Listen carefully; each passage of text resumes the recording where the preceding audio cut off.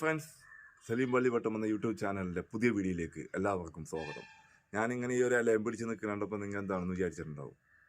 ലോകത്തിലെ ഏറ്റവും കൂടുതൽ ആളുകൾ കഴിക്കുന്ന ഒരു ഇലവർഗത്തിൽപ്പെട്ട ഒരു പച്ചക്കറിയാണ്. ഇതിൻ്റെ പേര് കെയിൽ എന്നാണ്. ഇതെല്ലാവരും വീട്ടിൽ നടാൻ ശ്രമിക്കണം. ഇത് നടുന്ന രീതി, ഇതിലേക്ക് ചേർക്കേണ്ട വളരീതികൾ, അതിനെക്കുറിച്ചുള്ളൊരു വീഡിയോ ആണ് നമ്മൾ ഇന്ന് ചെയ്യാൻ പോകുന്നത്. അപ്പോൾ വീഡിയോ ആദ്യമായിട്ടാണ് കാണുന്നതെങ്കിൽ സബ്സ്ക്രൈബ് ചെയ്യാനും കമൻറ്റ് ചെയ്യാനും സപ്പോർട്ട് ചെയ്യാനും മറക്കരുത്. നമുക്ക് നേരെ വീഡിയോയിലേക്ക് പോകാം.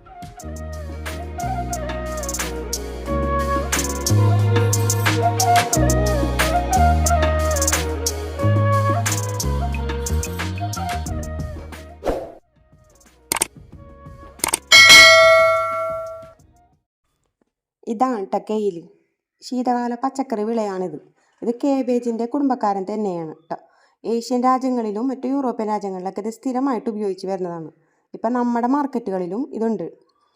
ഇത് നമ്മുടെ വീട്ടുമുറ്റത്ത് നല്ല സൂപ്പറായിട്ട് വളർത്തിയെടുക്കാൻ പറ്റും. ഇതിനെ കേബേജ് എന്ന് വിളിക്കുന്നുണ്ട്.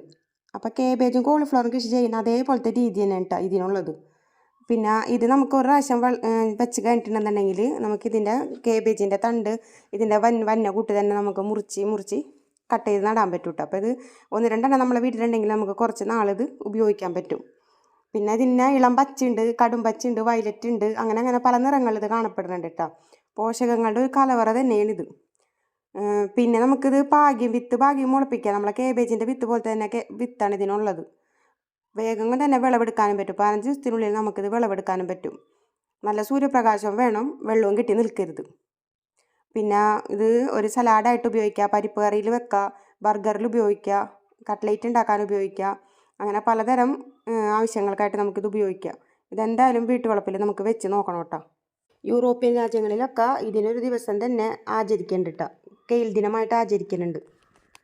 ഇനി നമുക്കിത് ഗ്രോ ബാഗിലേക്ക് നടാം കേട്ടോ.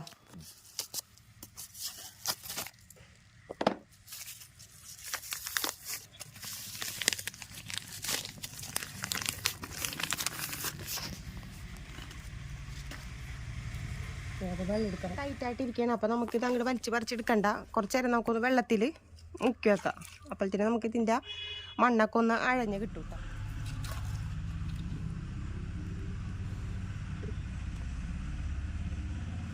നമുക്കിന്ന് ഗ്രോ ബാഗ് നിറക്കാൻ എന്തിട്ടാണ് ആവശ്യമായിട്ടുള്ളതെന്ന് നോക്കാം. അപ്പോൾ ഇത് ഇതാണ് ഗ്രോ ബാഗ്. ഇതിൽ നമുക്ക് തിക്കി നിറച്ച് ഗ്രോ ബാഗിൽ ചെയ്യേണ്ട കേട്ടോ. ഇത് നമുക്ക് മടക്കി വെച്ചിട്ട് ഉപയോഗിക്കാം. ഇതിപ്പോൾ ഞാൻ ഉപയോഗിച്ച ഗ്രോ ബാഗ് തന്നെയാണ് ഉപയോഗിക്കുന്നത്. അപ്പോൾ അതിലെ മണ്ണ് തന്നെയാണ് ഉപയോഗിക്കുന്നത്. കഴിഞ്ഞ പച്ചക്കറിയുടെ മണ്ണ് തന്നെയാണ് എടുത്തേക്കുന്നത്. ഇതിൽ നമുക്ക് ഫുള്ളായിട്ട് മണ്ണ് നിറക്കരുത്. എന്ന് വെച്ചിട്ടുണ്ടെങ്കിൽ കേബേജും കോളിഫ്ലവറും കൃഷി ചെയ്യണ പോലെ തന്നെയാണ് ഇത് കൃഷി ചെയ്യേണ്ടത്. അപ്പോൾ ഇതിൻ്റെ തടത്തിലേക്ക് നമ്മൾ വളവും മണ്ണും ഇടയ്ക്കിടയ്ക്ക് കൂട്ടി കൊടുക്കണം. അപ്പോൾ ഇതിൻ്റെ പകുതിയോളം മതിയായി. അപ്പോൾ ഈ മണ്ണിലേക്ക് ആവശ്യമുള്ളത് എന്താണെന്ന് നോക്കാം. ഞാനിപ്പോൾ ഈ ഗ്രോ ബാഗിൻ്റെ പകുതി എടുത്തിട്ടുള്ളൂ മണ്ണ്. ഇതിലേക്ക് ഞാൻ എടുക്കണത്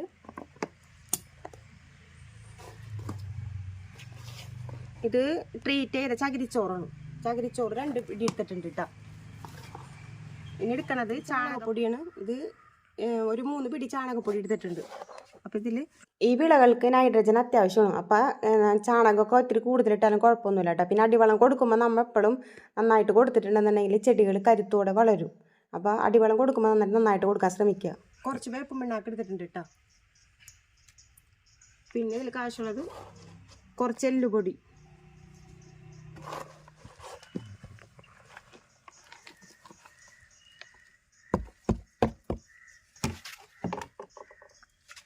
ചാണകപ്പൊടിയും എല്ലും പൊടിയും ചകിരിച്ചോറും കൂടി നമുക്ക് നന്നായിട്ട് മിക്സ് ചെയ്തിട്ട് ഈ മിക്സിലാണ് നട്ടു കൊടുക്കുന്നത്.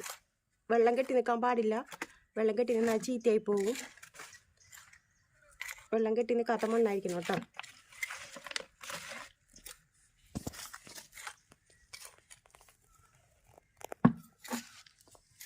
കുറച്ച് സ്യൂഡോമോണസ് ഇടുന്നുണ്ട് കേട്ടോ.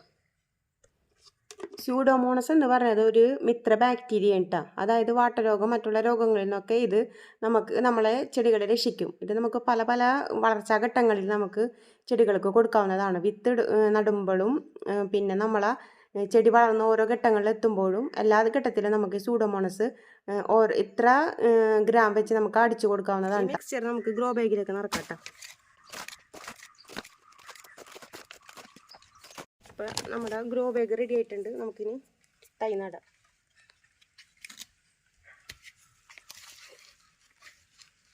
നമ്മുടെ മണ്ണ് ഇളകി കിട്ടിയിട്ടുണ്ട് കേട്ടോ, ഭയങ്കര ടൈറ്റായിട്ട് ഇരിക്കുന്നത്.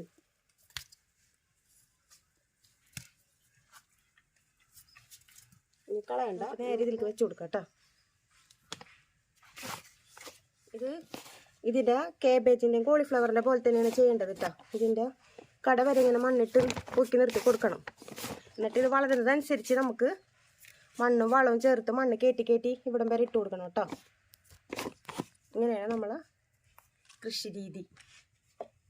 ഇതിലത്തെ വെള്ളം ഒഴിക്കട്ടെ, കുറച്ച് വെള്ളം ഒഴിച്ച് കൊടുക്കുക. എന്നിട്ട് ഇത് തണലത്ത് വെക്കണം കേട്ടോ. ഇതിപ്പോൾ തട്ട് കഴിഞ്ഞിട്ടുണ്ട്. നട്ടതിന് ശേഷം നമുക്കിത് ഒരു 2-3 ദിവസം നമുക്കൊന്ന് തണലത്ത് വെച്ചിട്ട് ഒന്ന് വേര് പിടിച്ചെന്ന് കാണുമ്പോൾ നമുക്കിത് വെയിലത്ത് ഇറക്കി വെക്കണം. എന്ന് വെച്ചിട്ടുണ്ടെങ്കിൽ ഇത് കോളിഫ്ലവറിൻ്റെയും കേബേജിൻ്റെയും പോലെ തന്നെ നല്ലോണം വെയിൽ വേണ്ടതാണ്. എന്നിട്ട് വെയിലത്ത് വെക്കണം. പിന്നെ സാധാരണ കേബേജൊക്കെ എങ്ങനെയാണ് ചെയ്യുന്നത് അതുപോലെ തന്നെ നമുക്ക് ഇതിന് ഇടയ്ക്കിടയ്ക്ക് വളം കയറ്റി കൊടുക്കുക, മണ്ണിട്ട് കൊടുക്കുക. പിന്നെ ഇതിൻ്റെ ഇലകളിലൊക്കെ വേഗം പുഴു തിന്നും. അപ്പോൾ അതനുസരിച്ച് നമുക്ക് അതിനുള്ള മരുന്നുകൾ അടിച്ചു കൊടുക്കുക. സാധാരണ കേബേജിനും കോളിഫ്ലവർ എങ്ങനെയാണ് നമ്മൾ കൃഷി ചെയ്യണം അതുപോലെ തന്നെയാണ് ഇതിന് ചെയ്യേണ്ടത് കേട്ടോ. അപ്പോൾ കെയിൽ മേടിക്കാൻ പോയപ്പോൾ അവിടെ ആയിരിക്കും വേണ്ടാണ്ടിരുന്നാണ് ഒരു 2-3 ബ്രൊക്കോളി തൈ കേട്ടോ. അതത്ര വലിയ ഹെൽത്തി ഒന്നുമല്ല, കടയൊക്കെ ഇത്തിരി ഇതായിട്ടുണ്ട്. എന്നാലും നമുക്ക് നട്ട് നോക്കാം. അപ്പോൾ അതിൻ്റെ സമയം കഴിയുമല്ലോ, അപ്പോൾ അതിന് മുമ്പ് നമുക്ക് നട്ട് നോക്കാം. അപ്പോൾ ഇവിടെ ഞാൻ കുറച്ച് ബ്രൊക്കോളി തൈ നട്ടിരുന്നാണ്, അത് മഴ വന്നപ്പോൾ അത് പോയി. അപ്പോൾ നമുക്ക് ആ ഭാഗത്ത് തന്നെയാണ് നടാൻ പോണത് കേട്ടോ. ക്യാരറ്റൊക്കെ ഞാൻ അവിടെ കൊണ്ട് വെച്ചാണ്. അപ്പോൾ ക്യാരറ്റിൽ നീക്കി വെച്ചിട്ട് നമുക്ക് ബ്രൊക്കോളി തൈ ഇവിടെ തന്നെ നട്ടു കൊടുക്കും. അതൊക്കെ പറിച്ച് കഴിഞ്ഞിട്ട് നമുക്ക് കളഞ്ഞിട്ട് നമുക്ക് ഇവിടെ നട്ടു കൊടുക്കാം കേട്ടോ. ഇതിൽ ഞാൻ ഇത്തിരി ഒരു വാട്ടരോഗം പോലെ കണ്ടായിരുന്നു. ഞാനിത് സ്യൂഡോമോണസിൽ മുക്കി വെച്ചേക്കിയത്. നമുക്ക് നട്ടു കൊടുക്കാം കേട്ടോ.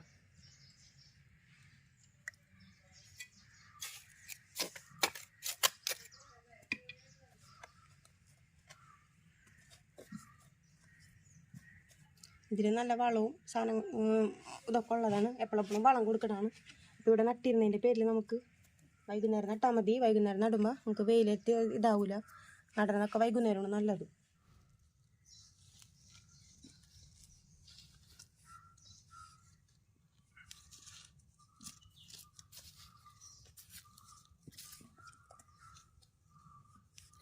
ഇതിൻ്റെ ഈ കട ഇവിടം വരെ മൂടണം കേട്ടോ മണ്ണ്.